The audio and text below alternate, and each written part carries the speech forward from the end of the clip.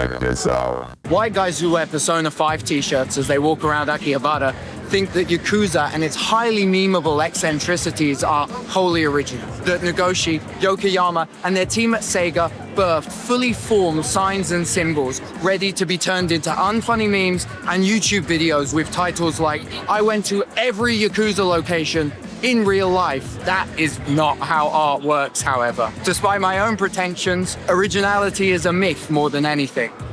Every piece of art has some form of influence, some easier to spot than others. And with eyes trained, one can see Yakuza's influence from the other side of Tokyo.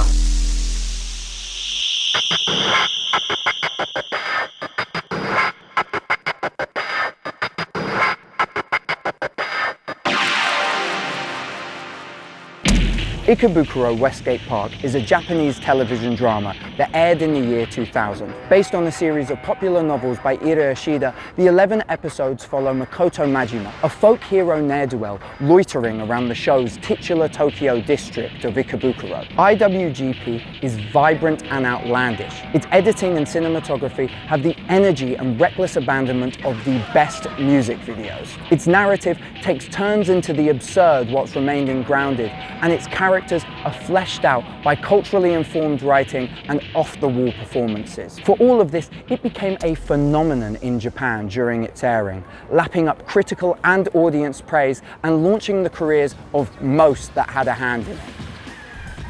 Despite its quality and domestic success outside of Japan, Ikebukuro West Gate Park is naught but a curio to be scrolled past by Netflix subscribers.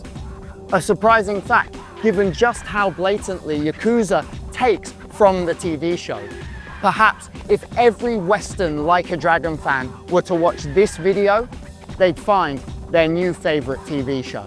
Now, I'm not accusing Ryu Ga Gotoku Studio of plagiarism. Yakuza's influences are innumerable, and their nabbing from Ikebukuro West Gate Park is less blatant than from some other sources. The similarities between the game series and TV show are more spiritual than anything else, though there is an undeniable vibe the two properties share. In obsessively rewatching IWGP and replaying every Like a Dragon, I have managed to identify 3 narrative and aesthetic components that will make the fan of either series point at the screen in recognition. The rest of this video will be an overview of these 3 shared elements and a look at how 2 separate artistic mediums handle them. Whilst the line of lineage can be drawn between the 2 properties, their differing forms call for unique execution of shared ideas, allowing each to stand on their own in expressing similar messages. You're watching Any Button to Start. Like the video and subscribe for weekly uploads. Watch next week's video now on the Patreon. Our easiest path into the Tokyo districts at the heart of both stories is through their protagonists.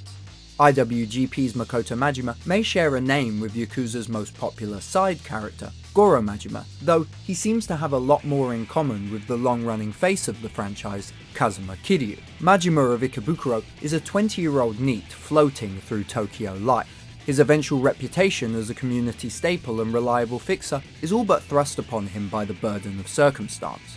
His usual disposition is indifference, eyes rolling, groaning "mendokuse na" at any inconvenience that presents itself. This detachment is quickly revealed to be a front, as despite his protest, Makoto is consistently unable to stop himself from standing up and sacrificing for those around him. This sense of duty is mirrored in the characterization of Yakuza's Kiryu. Leaving the criminal organization that gave the games their Western namesake, within the first hour of the original, Kiryu is pulled back down into the underworld throughout the series. Thuggish coercion is always present, but he's led by his ethic of care. In almost every game he is the protagonist of, Kiryu must put aside the quiet life he has chosen for himself to protect those around him and those he finds kinship in. On the surface, Kiryu's portrayal is more stoic than that of Makoto, though this seems to be a symptom of Yakuza's ludic medium and an adherence to the tropes of video games. The game series' brawler roots creates the expectation of a higher saturation of violence within its moment-to-moment proceedings. Kiryu can and will get into bloody brawls between almost every conversation or story beat. Makoto too, like Kiryu, can't help himself but get involved in the dramas of those around him, despite a facade of indifference. He only displays occasional violence, however, often at the end of some emotionally fraught interaction, acting as the climax to a significant plotline. These contrasting approaches to violence highlights the biggest differences between these two protagonists, ones which stem from the divergent audience expectations of characters made to be watched and ones made to be played. Yakuza defaults to a genre-mandated abundance of violence to keep its audience engaged in its player-paced proceedings, whilst IWGP's more linear medium allows for moments of tension to be built and released through plotting, editing, and inventive visual presentation. Neither is better than the other in this regard, just emblematic of the mediums their stories were created for. In fact, the two properties use their respective approaches to storytelling and delivery to invoke parallel tones. Both Ikebukuro West Gate Park and Yakuza are known for their energetic and often incongruous tonal shifts. This is again displayed quite patently within their protagonists. In the same way Makoto Majima can go from solving the murder of his friend to challenging a lane shark to a wagered bowl, Kiryu can go from a brutal beatdown on top of a skyscraper to helping a couple have a memorable vacation. This oscillating tone lends both series a vibrant spirit, though again, how each treat and achieve these vibe shifts are unique to their forms. And you've been childish. In keeping with the conventions of Japanese role-playing game design, Yakuza compartmentalizes its main and side plots into primary objectives and sub-stories. These side missions, due to their meme-worthy scenarios and imagery, have become some of the most famous aspects of the long-running series. They often see Kiryu and the game's other protagonists dealing with the more absurd side of urban Japanese culture, playing up the lurid and mundane in equal measures. These sub-stories run in the same ridiculous realm as much of IWGP's episodic plots. Even to the inattentive television viewer, the influence that much of the more ludicrous elements of Ikebukuro West Gate Park had on Yakuza's sub-stories is easy to see. IWGP did mafiosos with age regression kinks 6 years before Yakuza 2's Be My Baby sub-story. Makoto Majima was bowling against suited salarymen 16 years before Kiryu would, and the show had its protagonist become a dashing host whilst that of the games was still serving his 10 years in the joint. Whilst these may be surface level similarities, they go a long way in understanding the shared ethos both had in their B-plots. However, IWGP does not have such a hard delineation between these story beats and the thrust of its main serialized plot. The more linear nature of a television narrative means that game-styled plot separation isn't necessary nor conducive to an enjoyable watch. This differing structure allows the same interplay between the serious and surreal to be expressed with subtle semiotic differences. The hardline separation of melodrama and comedy within Yakuza highlights the contrast between these two tonal states and creates a player-led variety in story content, whilst the freer form balance of these two tones within the plots of IWGP episodes conveys an unpredictability closer to the cadence of real human interaction.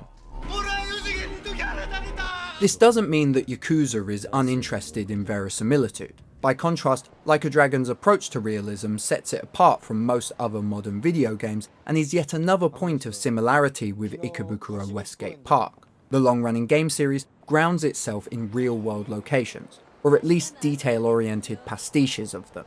Its most prominently featured and widely recognised is Kamurocho, a highly accurate virtual recreation of Tokyo's sleepless entertainment district, Kabukicho. Much ink has been spilt over the unique implementation of Yakuza's primary location, starting off in 2005's PS2 original as a half-remembered contemporary recreation of a handful of streets and iconic buildings. Over the course of the mainline series, it has grown in depth, not scope. The Kamurocho map has been reused in almost every game, each time gaining more interactable locations within the same space. Instead of expanding the map beyond its originally set boundaries, the city changes and deepens its details to keep up with the changing times and needs of the latest game. Between one title and the next, a building might gain an explorable interior, or alter its appearance in accordance with changes in the real-life Kabukicho. All of this manifests as a tangible sense of tactility within Yakuza's location design. The series is often spoken about in terms of virtual tourism due to its attention to detail and iteratively designed maps. Despite a smaller scale, many Yakuza players feel a sense of déjà vu when visiting Kamurocho's real-life counterpart. IWGP 2 grounds its narrative in an interpretation of a stop on the Yamanote line. Centered in its name, Ikebukuro is at the heart of the TV show's identity. Beyond being shot on location around the district, much of the show's imagery, theming and plots are inspired by Ikebukuro and the real-life folklore surrounding it. As a linear television narrative, IWGP's tour around Ikebukuro is much more guided than that of Yakuza's fictional Kabukicho, but both end up achieving similar audience-grounding effects. In both properties, repeatedly used locations gain new subtext and significance every time a plot beat takes place in them. The bridge where Makoto and his friends watch the soap opera being filmed becomes the location of Hikaru's gift-giving, which becomes the location of the drug sting, which becomes a shooting location for this video. The bar where Kiryu first met Haruka becomes the bar where he almost gets assassinated, which becomes the bar where he beats a guy at darts at the request of his girlfriend, which becomes the bar where Kiryu looks for Akiyama when getting out of prison. Many might see this repeated location use as just economical story planning, though the effect this has on long-time fans and attentive watchers is hard to recreate in any other way. The recontextualization of already established locations mirrors the way in which places gain significance in our daily lives. Experiencing a wide range of emotions within a space allows that location to become more notable and tangible within our memory. Both series use this trick to great effect throughout their narratives, and whether intentional or not, the results are highly effective at drawing an audience into their worlds. The two Tokyo districts chosen to be so integral within these narratives were seemingly highly considered. Both used the reputation of their towns to enhance the atmosphere and themes of their stories. Kamurocho's Kabukicho is today infamous for its tourist-attracting nightlife, though was once a hotbed for organised crime. For a story about a criminal out of his depths in a changing and reforming Tokyo, there could not be a better part of the city to focus on. And for IWGP's focus on youth, clashing subcultures, and a slow descent into creepy conspiracy, Ikebukuro's otaku-centered reputation, major transport connections, and ghostly urban legends fit perfectly. The semiotic shorthanding achieved through the background noise of these two locations may be most obvious to Tokyoites, though the thematic bolstering achieved through these settings can be felt even by those who have never been.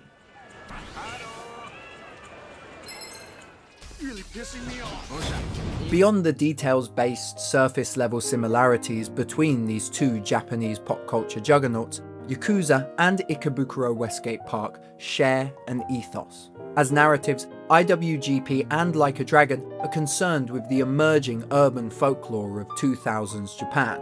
They present societally shunned characters with a humanity and normality that allows them to transcend the stereotypes they are based on. They deal with contemporary issues and dilemmas with a light-hearted yet empathetic tone, and they centre on hyper-local, tactile settings in attempts to create believable stories.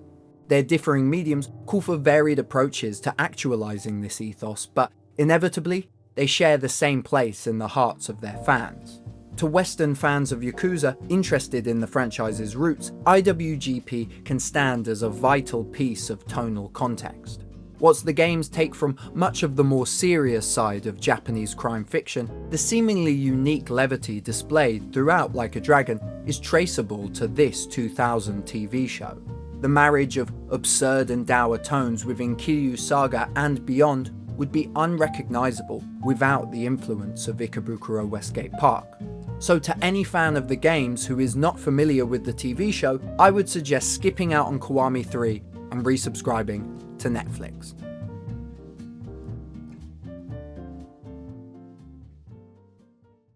But